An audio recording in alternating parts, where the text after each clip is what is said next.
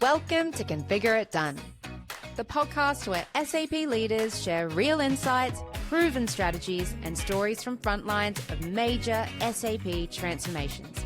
Get inspired, get informed, let's get it done. Welcome to the Configure It Done podcast. So I'm here with Frank Magliozzi. So Frank has over 30 years of SAP transformation experience. He's currently an SAP transformation lead. Welcome, Frank. Thank you, Bethany. Thank you for this opportunity. Absolutely. Now, I'm really excited because the topic that we've chosen to speak about today is really timely. So we're going to be covering SDT. We've recorded a couple of podcasts recently around the do's and don'ts in S/4HANA. This is going to be part of that series. And one thing that a lot of the customers that I work with are really curious about is the differences between SDT, what it actually is in the first place as well, but the differences between SDT, Greenfield, Brownfield. There's a lot of confusion out there in the market, and it's led to a lot of analysis paralysis, if you will. I'm sure you've noticed the same thing. A lot of customers are having a lot of trouble making decisions around their SAP transformation journeys. So with that in mind, can you break down the key differences between SDT, Greenfield, and Brownfield? Definitely. There's huge differences, but I think we just start at the simplest, which is probably a Brownfield. So traditionally, ECC version of SAP prior to S/4HANA, we did a lot of upgrades from one version to the other, and they were typically called technical upgrades. Functionality didn't change much. With that was termed a Brownfield type upgrade. So similar to that, the move from ECC to S/4HANA with a Brownfield approach is essentially a technical upgrade. And it's quick and dirty, hence the Brownfield sort of label, if you like. You get to reuse all of your processes and design, so there's no transformation there. There's very little scope for customizations in the changeover. All of your transaction history comes across. So there's no getting away from that because it is only technical. You're not addressing the data. The tools do all of that movement of data. So there is no opportunity to do that. I'd say it's probably the fastest and most cost-effective approach to getting a customer from ECC to S/4HANA. And therefore, I think probably that's why a lot of the smaller SAP clients we're finding sort of gravitate towards that option. It is cheaper. I know a lot of the offshore system integrators do a lot of these sort of conversions, and it's quite straightforward because there's none of that need for business involvement or transformation. It's just really follow the bouncing ball to a degree. Not that easy, but you get the gist. So I think one of the biggest downsides is that you don't have that opportunity to redesign your processes. So how does that factor into justifying your business case? And I think we'll probably touch upon that in one of the other points I want to make later on. But I think the biggest challenges one would have is that you do need to undertake a lot of pre-projects. One such pre-project is the conversion of your clients and vendors and all of that sort of data in ECC to S/4HANA. It goes to a new model of addressing that sort of data called business partners. In the other approaches I'll talk about, that's done as part of the project. With a Brownfield, you need to do a pre-project. So I didn't know that. Yeah, so that takes a lot of effort ahead of time, and it does change the way the users interact with the system, the way the company does business. So that's definitely a huge consideration. And what I touched upon is the data. You can't carve out any of your historical data. It all comes across the whole kit and caboodle. If that's a consideration, and needs to be a consideration, because if you're moving to RISE or the latest flavor of that, Cloud ERP Private, you will be charged. Your subscription will be based on your data footprint. So if that's huge, you're going to end up paying that subscription fee for that footprint ongoing until your contract ends, right? Or somehow you move that data out of your system, which is not easy once you move to RISE. So that's And my brownfield. understanding is that it can be difficult as well, from my understanding, to actually downgrade your subscription costs once you've locked that in and Correct. paid for it. Even Correct. once you start to siphon, filter data out or what have you, you've already paid for that subscription. Correct. So there's almost no And, point. and look, customers do have the option of doing pre-projects to archive data out, but typically what I've found is a lot of the general programs that are available in the system to do that are really slow, and trying to churn through, if you've been running for 10, 15 years and you just want to keep, as an example, 7 years worth of data, trying to get rid of a 7 plus years before that takes forever, unless you've been doing it ongoing and you've been rigorous around that process. It becomes almost impossible to do as a pre-project. So you're kind of stuck. So that's the wart, I think, the biggest wart in going forward with a brownfield approach. Absolutely. That makes Yeah, sense. yeah. So one thing I've heard is that SDT is often used in mergers, acquisitions, but also upgrades and transformations. Can you share a real world example where SDT played a really crucial role in actually streamlining a project? Yeah, definitely. Um, I'm trying to think. There's definitely a few selections to go through, but some of the clients. So streamlining processes. Like if I talk about some of the major projects I've undertaken, been involved in. Coles, we did an SDT approach as an example. Theirs was more about getting them onto a new platform, but what we found is, because they were heavily involved and they had a lot of businesses once upon a time, the likes of Kmart or Target and so forth, all of that data remained in their system. So they had a huge footprint. At the time we did that, they weren't, RISE wasn't available yet, so they moved to a hyperscaler cloud provider for their infrastructure, and so cost was definitely a concern for them.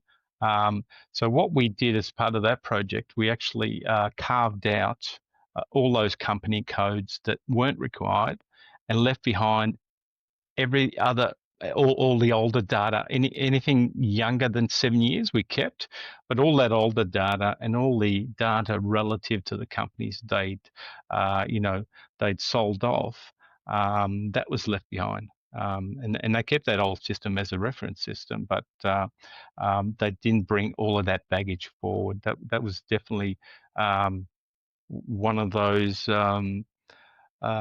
cases. How did you go about having that conversation with Coles? Because one thing I found is that a lot of my clients are nervous to lose any data whatsoever just in case. Yeah. Look, I think it's one of the early cases, and Coles were pretty generally switched on in this area. They've been running SAP for a long time. So they chose to keep running those legacy systems. So it wasn't a big issue for them. The amount of times they needed to go back and reference anything older than 7 years, or anything relative to those companies they'd sold off, they could always go back to that legacy system. But other clients, we found that archiving that data to cheaper mediums, cheaper platforms, cloud storage solutions, offers an option to still keep access to that data, but not at the same premium you would pay if it was sitting in an SAP footprint in RISE, for example, right? Mm. And I know even S&P, who is one of the STT vendors, very well known. They provide archiving solutions for data, so that the data is made to look like you're accessing an ECC system. So you can access it in the cloud. It's not quite an SAP system, but it looks and feels like it, and you can report on that data. So there's options, basically. There's always an option. there's plenty of options. I think there needs to be a commitment, and this needs to be built into the strategy to understand, the full roadmap. You're not just considering that the S/4HANA move. You're considering the whole ecosystem. What are you doing with your data that's older? What are you doing about all the allied systems? Whether you got BW, you got PIPO as a legacy system. What are you doing with all your customizations? Are you keeping those ongoing, or are you adapting standard processes? All of that plays a part and needs to be considered as part of the strategy. And I'm finding very often, because of the feeling out there that companies are being pressured to move to S/4HANA, they're doing the minimum viable product to get them there, so that they can appease that requirement from SAP. But that leaves them no better off, and I think it's almost like a sunk cost. How do you justify that as a business case? What improvements is a business going to get? Functionality, standard processes. But what are you doing? Then they've got ongoing issues. What are you doing with business warehousing, and your reporting? You've got disparate systems, and you're having to report across all these disparate systems, and this new shiny one that you put over here, but doesn't actually offer you more than what you had before. I think that's an issue that isn't being spoken about often enough as a business case stage, because again, this is what we keep hearing from the market is there's a lot of disagreement between executives at any one company around what strategy to do. And brownfield comes up because it's the cheapest option. But then Correct. because there's no actual significant transformation, it feels like a kicking the can down the road a little bit. So it It sounds like is. SDT provides the best of both worlds and gives you options for actual transformation. Absolutely. Look, brownfield we touched upon. Greenfield is something that was way back in 2000s, and before that was the flavour of the month. It typically takes you longer than an SDT project, 18 months to 3 years typically. It has the most transformational capability in terms of transforming the way you're going to run your enterprise resource planning system. But it comes also at that cost because of the timeline. I think this is where SDT, you're given the option of transforming your system at your pace, what you want to transform now, creating that platform, solid platform foundation for the future changes and innovations, and leaving behind what you don't want to bring across, right? All that data and customizations you can leave behind. But it kind of it sits in between. Cost-wise, it's probably exactly in between. Timeline-wise, a project is typically anywhere from Coles we did under 6 months. There was another one, Land Registry Services in New South Wales. We did 5 months, I think. And then the other one, Fortescue Metals Group, over in Perth, we did that in 9 months. But their transformation was huge. They needed a lot of changes to their system, and they had also, I think at that stage, joint venture accounting as one of the things they wanted to put in place. So there's a lot of transformation, but it comes at that extra cost because the timeline is a lot longer than brownfield. But I'm finding that all of that adds into the business case. So it's not like I'm being forced to get there and there's no benefit. I'm being forced to get there. It might cost a bit more. It might be slightly longer than a brownfield, but guess what? You're justifying the business case. You're getting innovation at the end of it. It does come with some business change, and so change is a strong factor in all of these projects we're finding, but nowhere near a greenfield, which is 2+ years, 2 to 3 years, some of them. Absolutely. And what about, so you touched on, so timelines, cost implications as well of SDT. What about resource requirements? How does that look compared to brownfield or greenfield? So one extreme, brownfield, it's a technical upgrade. All you need is technical people. that very little business involvement, very little functional resources from the SIs generally. Very little change, because at the end of the day, and this is what we found with, I think, one of the brownfield projects we did, we went live and the users didn't notice any difference on the Monday morning, right? So there's very little change there too, right? The little change to the training. There were a few screens that needed to be changed, forced to be changed because they were going to Fiori. With SDT, it depends on your appetite. What I have used in the past is this dial, where if you can picture a dial, 180 degrees on the leftmost side, you have a brownfield, no change. Then up the scale, up that dial, you have the needle moves up, and you have maybe a foundational change with an SDT. Minimal business involvement, but there is some level of change, and you can almost get to a similar level of change as a greenfield, but that comes at a cost and timeline, and that's where a lot of more functional resources, technical resource, change management, SMEs from the business is critical, and it's those SMEs. If your organisation doesn't have SMEs that can be dedicated to these programs, you're setting yourself up for failure. You've got to make sure you got the in-house capability and knowledge that IP hasn't gone out the door to undertake that level of transformation.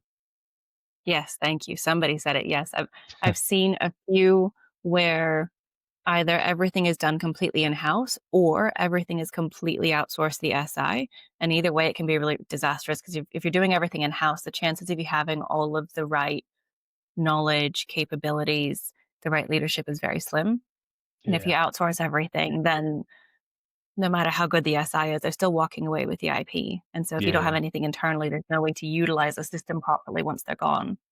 Yeah, absolutely right. I think that's a double-edged sword. If you've got everything in-house, great. You know, you have the people who have the IP. The challenge with that is that, are they willing to change? There's a huge change. Are they willing to come on that journey?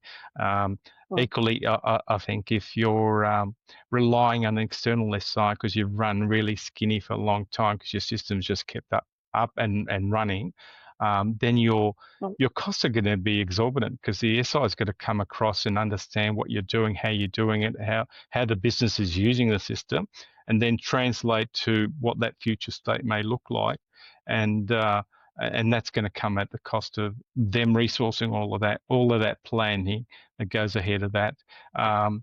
The challenge with that is that at the one extreme, if you have a strong SME base, they may want the world. So the transformation may be huge, and sometimes it's going to be challenging they'll bite off more than they can chew, right? And that has an effect on the success or otherwise of the project. But if you have an SI that does all of that, they may want to get you just across the line and not consider all aspects of your business, all the effects of this transformation on the rest of your business. So I think there's that happy middle ground somewhere. But I think each of those stakeholders have different interests, so it's always going to be challenging. Absolutely, I agree. All right, we'll do a slight history lesson for the audience here, because I found more and more a lot of my customers know what SDT is, but there's still a lot that have no idea what I'm talking about when I drop the name. So how did SDT actually come to be? What were the key drivers behind its development, and how has it evolved over the last several years? Yeah, sure. So SDT started life with SAP. One of their earlier products that they used to split out SAP systems and the like was called SLO, Selective something optimized. So I can't even recall it. It was so long ago. But from that grew this selective data transition, which SAP undertook in the early days. They then formed an alliance with four, I think they're all German, 4 German companies. CBS is one of them, Naturvin is the other, The other one was DataVard, and the final one was SMP.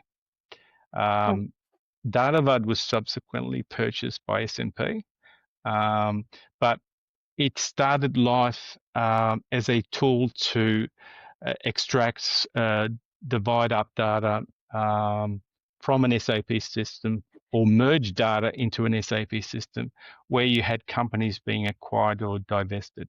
Right, that was the primary aim.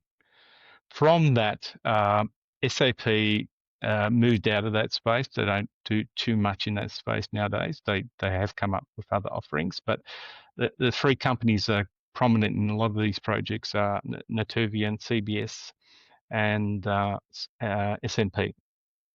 That tool was then harnessed to migrate, and it's essentially a data migration tool, right? It was harnessed to migrate systems from ECC to S/4HANA because the data does change. It's a different data model, and so it was used for that purpose. And so they've refactored this tool to do the migrations from ECC to S/4HANA because it's primarily data-driven migration. That makes sense. Yeah. So if we can get even more practical with SDT, what are some of the most common pitfalls that companies should be looking out for when they're actually implementing SDT? And do you have any suggestions for best practices to make it a really smooth transition? Sure, it's plenty just knowing where to start. How to narrow it down? Yeah. In terms of pitfalls, I think knowing what you're undertaking, that dial I mentioned earlier, knowing where you are on that dial, what level of transformation you're willing to take, and the implications of that. The more transformation, the more change, the longer the program, the more the cost. Yes, the more the benefit, but also the more risk, right? Yes. The less transformation, less risk, harder to justify business case, right? Pitfalls, I think when companies are unwilling to, I think with SDT, look at trimming their systems, their footprint, definitely where they have concurrent projects underway that affect the projects, or they've got developments in their current system that they're ongoing, forever changing. That has an effect on the SDT program. It would have an effect on the Brownfield program too, for that matter. Having said that, we at FMG, Fortescue Metals Group, there was another project underway which was merged into the SDT program as well. So it can be done. It just has an effect on the timeline and the risk profile, I think.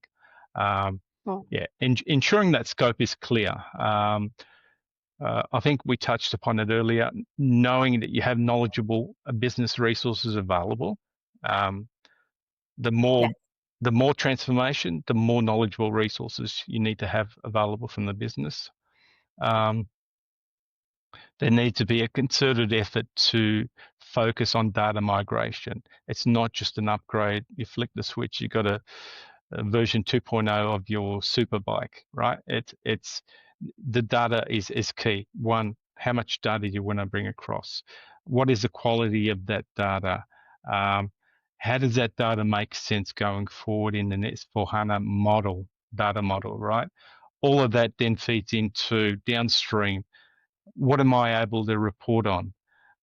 It's all dependent on the data you bring across. So the focus should be pretty high on the data conversion and making sure that the data that's coming from ECC, and you may have a data model in ECC that is being customized over the years, right?